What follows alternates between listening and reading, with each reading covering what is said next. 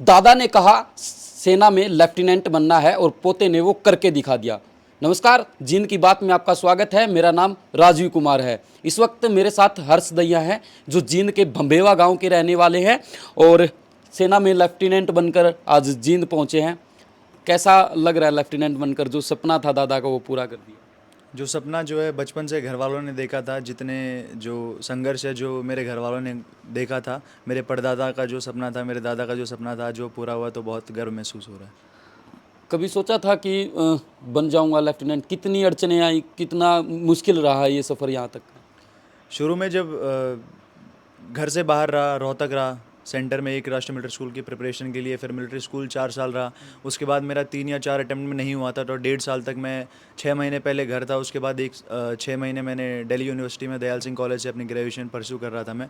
तो उस वक्त थोड़ी दिक्कत आई कि भाई 1 साल 1.5 साल हो गया है, 12th पास हो गया है, जो एम था उससे दूर जा रहा हूँ। पर उसके बाद फिर जब मेरी एसएसबी हुई तो उसके बाद फिर 4 साल की ट्रेनिंग करके फिर ये महसूस हो रहा था कि भाई फाइनली जो हमने सपना देखा था 1 साल या 1.5 साल बाद भी आज वो सपना पूरा हो गया।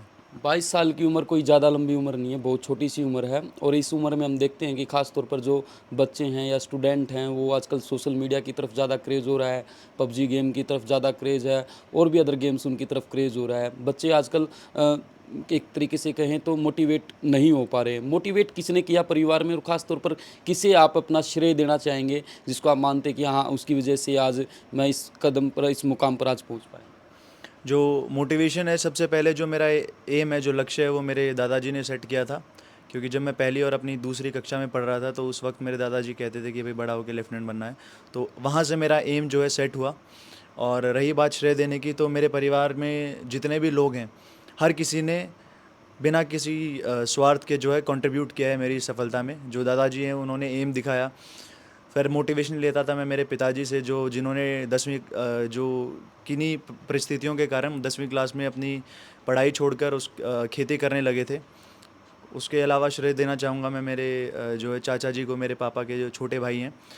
उनके गाइडेंस के अंडर मैं बीडीएस कोचिंग सेंटर गया, वही मुझे राष्ट्रीय मिलिट्री स्कूल में जब एडमिशन गए थे वही मेरे साथ गए थे।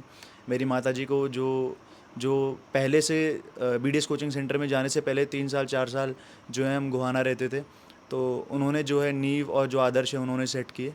तो घर के जितने भी लोग हैं डायरेक्टली या इनडायरेक्टली सभी ने मुझे सपोर्ट किया मेरे एम के लिए। आज वीडियो शूट कर रहा हूँ, शायद कल को कोई बच्चे भी देख रहे होंगे।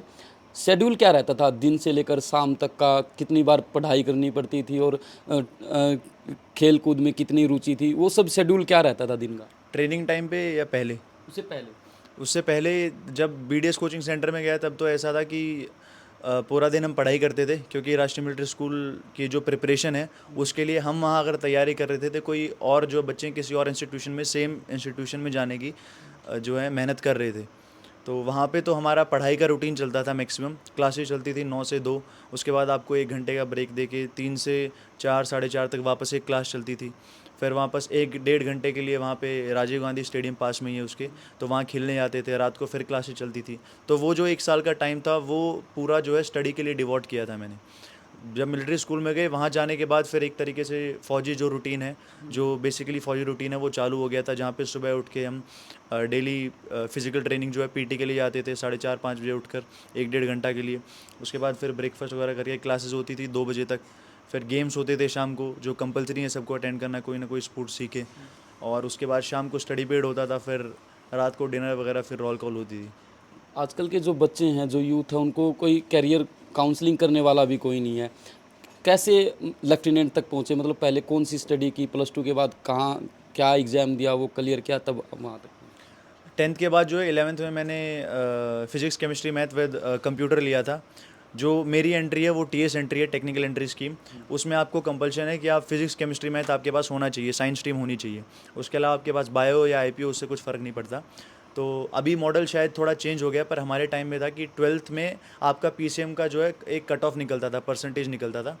तो अगर आप आपके उस परसेंटेज से जो कट ऑफ है उससे ज़्यादा है तो आप अप्लाई कर सकते हो। आपका एक कॉल लेटर आता है डायरेक्ट एसएसबी के लिए। तो वो एसएसबी पास होने के बाद फिर आपका जॉइनिंग लेटर आता है ऑफिसर ट्रेनिंग एकेडमी गया में। और फिर आपके वहाँ से जो है 3 इंस्टीट्यूशंस हैं, एक पुणे, एक सिकंदराबाद और एक मऊ है। वहाँ पे जाके आपकी 3 साल प्री कमीशनिंग ट्रेनिंग होती है और 1 साल फिर पोस्ट कमीशनिंग ट्रेनिंग होती तो है। अभी कहाँ ट्रेनिंग आई आपकी? अभी मैं MCT Mau military college of telecommunication engineering Mau में मेरी 3 साल प्री कमीशनिंग ट्रेनिंग थी और अभी 28 जून को वापस से मेरी रिपोर्टिंग है मऊ में पोस्ट कमीशनिंग ट्रेनिंग के लिए 1 साल। तो युवाओं को क्या कहना चाहेंगे जो आजकल के युवा खास तौर पर जो मोबाइल के लिए बहुत ज़्यादा एडिक्ट हो रहे हैं? युवाओं को मैं यही कहना चाहूँगा कि जो भी शौक़ हैं पूरे कीजिए उन्हें, पर एक जीवन में एक लक्ष्य बनाकर जिए, क्योंकि दिन पर दिन बेहतर होना उन्हीं में हम बिलीव करते हैं। और जिस हिसाब से हमें फ़ौज में सिखाया जाता है कि बिना लक्ष्य के जीने का कोई मतलब नहीं है। एक लक्ष्य बनाइए और उसके लिए निरंतर जो है अभ्यास करते रहिए, प्रयास करते रहिए, एक दिन आप लक्ष्य पे ज़रूर पहुँच जाएंगे। और क्या सपने हैं आगे चलकर, क्या ड्रीम्स हैं? आर्मी लाइन में ही है तो अभी तो इतना कुछ जो है सोचा नहीं है, मेनली कमीशनिंग का ही था। आगे फ़ौज में जाके जहाँ पे भी जो काम सौंपा जाएगा वो अच्छे से काम करने की यही मेरी जो है इच्छा है। इसके अलावा मैंने अभी करियर प्रोस्पेक्टस से भी और पर्सनल लाइफ में भी इतना कुछ अभी सोचा नहीं है। बिल्कुल, जीवन में अगर लक्ष्य नहीं है तो जीवन व्यर्थ है, ये कहना है हर्ष दहिया का, जो अब सेना में लेफ्टिनेंट बन चुके हैं। और लेफ्टिनेंट बनकर इन्होंने अपने गांव भंभेवा का तो नाम रोशन किया ही है, लेकिन जींद का भी नाम रोशन किया है। कल यही बेटा आगे चलकर शायद मेजर भी बने और शायद जनरल तक भी चला जाए। जींद की बात के लिए राजीव कुमार की रिपोर्ट।